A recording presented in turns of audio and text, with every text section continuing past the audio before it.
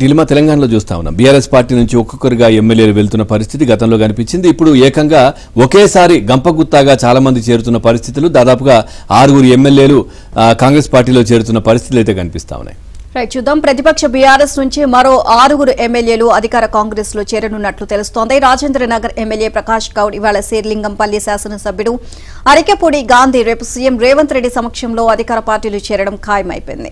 ఇక గ్రేటర్ హైదరాబాద్ ఉమ్మడి రంగారెడ్డి జిల్లా పరిధిలోని మరికొందరు ఎమ్మెల్యేలు కూడా 4-5 రోజుల్లో ఒకరి తర్వాత ఒకరు ఇదే బాటన నడవనున్నట్లు తెలుస్తోంది. ఇక వీరితో సీఎం సన్నిహిత వర్గాలు సంప్రదింపులకు పూర్తి చేశాయి. ఈ మేరకు అంతా సిద్ధమైనట్లు కాంగ్రెస్ వర్గాలు చెబుతున్నాయి. అందరూ ఒకేసారి వెళ్లాలని తొలుత భావించిన వ్యక్తిగత ముహూర్తాలకు అనుగుణంగా ఒకరి తర్వాత ఒకరు చేరాలి అని నిర్ణయించుకున్నట్లు సమాచారం. వీరే కాక నగరానికి చెందిన గత ప్రభుత్వ హయాంలో హవా సాగించిన కీలక ఎమ్మెల్సీ కూడా బీఆర్ఎస్ ను వీడనున్నట్లు చెబుతున్నారు. ఇప్పటికే 7 బీఆర్ఎస్ ఎమ్మెల్యేలు కాంగ్రెస్ లో చేరారు. కొత్తగా వెళ్లే వారితో కలిపితే మొత్తం సంఖ్య 13కు పెరగనుంది.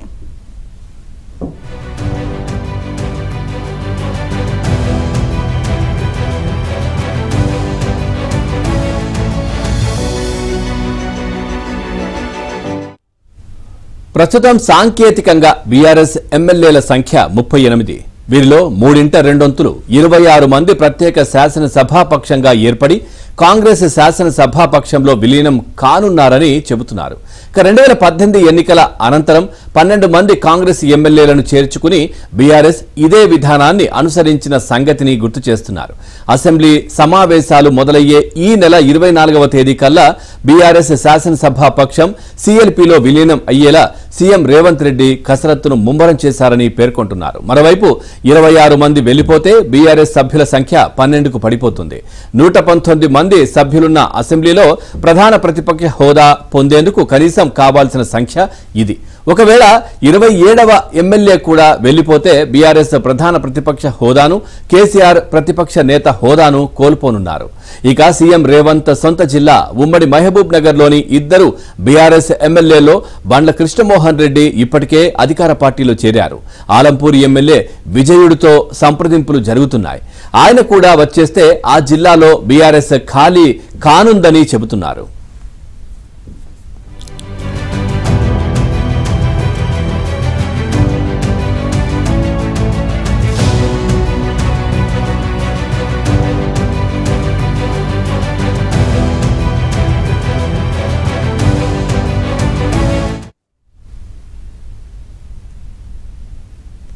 రాష్ట్రంలో బీజేపీని కట్టడి చేసేందుకే బీఆర్ఎస్ ఎమ్మెల్యేలను చేర్చుకుంటున్నట్లు కాంగ్రెస్ వర్గాలు చెబుతున్నాయి. లోక్సభ ఎన్నికల్లో 1 సీటు కూడా గెలవని బీఆర్ఎస్ డీలా పడిపోయిందని, ఆ పార్టీ ఎమ్మెల్యేలు రాజకీయ భవిష్యత్తును వెతుక్కుంటున్నారని, తాము చేర్చుకోకుంటే బీజేపీలోకి వెళ్లే ఆస్కారం ఉందని అంటున్నారు.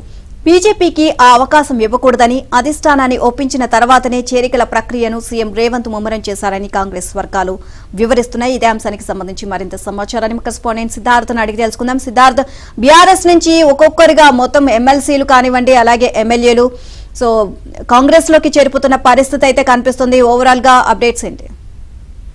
థ్యాంక్ యూ నిర్మా. కాంగ్రెస్ పార్టీలోకి బీఆర్ఎస్ నుంచి ఇప్పటి వరకు 7 ఎమ్మెల్యేలు, 8 మంది ఎమ్మెల్సీలు వచ్చారు. ఇక ఈ రోజు బీఆర్ఎస్ ఎమ్మెల్యే ప్రకాష్ గౌడ్ కూడా కాంగ్రెస్ పార్టీలో చేరనున్నారు. ప్రస్తుతం ఆయన తిరుపతిలో ఉన్నారు. సాయంత్రం తిరుపతి నుంచి నేరుగా రేవంత్ రెడ్డి నివాసానికి చేరుకొని ఆయనతో పాటు ఆయన అనుచరులు కూడా కాంగ్రెస్ పార్టీలోకి రానున్నారు. ఇక రేపు అరకిపూడి గాంధీ కాంగ్రెస్ పార్టీలోకి చేరనున్నారు. ఇక దాంతో పాటు రేపు గాని ఎల్లుండి గాని బీఆర్ఎస్ పార్టీకి సంబంధించినటువంటి గ్రేటర్ ఎమ్మెల్యేలు ఒక 4-5 ఒకేసారి కాంగ్రెస్ పార్టీలోకి రానున్నారు. వాళ్ళతోని చర్చలు పూర్తయినప్పటికీ ముహూర్తాల కోసం వాళ్ళు ఎదురు చూస్తున్నారు. మంచి ముహూర్తం దొరకగానే వాళ్ళు కాంగ్రెస్ పార్టీలోకి రానున్నారు.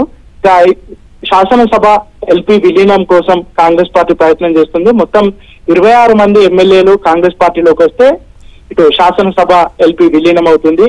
ప్రస్తుతానికి 7 చేరారు. ఈ రోజు 8వ వ్యక్తి చేరుతారు. ఇంకా 18 మంది ఎమ్మెల్యేలు చేరితే ఎల్పీ విలీనం అవుతుంది. ఇక మండలిలో 20 మంది కాంగ్రెస్ ఎమ్మెల్సీలు బీఆర్ఎస్ ఎమ్మెల్సీలు కాంగ్రెస్ పార్టీలో చేరితే ఎల్పీ విలీనం అవుతుంది. ప్రస్తుతానికి 8 మంది చేరారు. మరొక 12 మంది చేరితే మండలిలు కూడా ఎల్పీ విలీనం అవుతుంది.